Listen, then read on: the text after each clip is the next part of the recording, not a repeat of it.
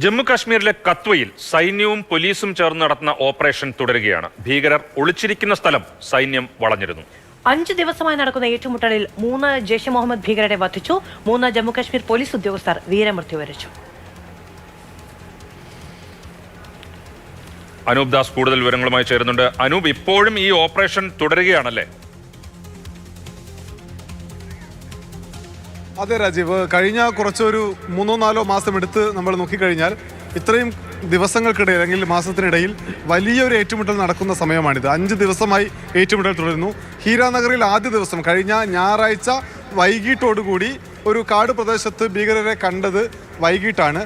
അന്ന് വൈകിട്ടോടുകൂടി അവിടെ എത്തിയ പോലീസ് സംഘവും ഒപ്പം തന്നെ സൈനികരും പലതവണ ഭീകരരുമായി ഏറ്റുമുട്ടി. ആ സ്ഥലത്ത് നിന്ന് 26 കിലോമീറ്റർ അകലെയാണ് ഇപ്പോൾ ഏറ്റുമുട്ടൽ നടന്നുകൊണ്ടിരിക്കുന്നത്. 3 ജമ്മു കാശ്മീർ പോലീസ് ഉദ്യോഗസ്ഥർക്ക് വീരമൃത്യു വരിക്കേണ്ടി വന്നു.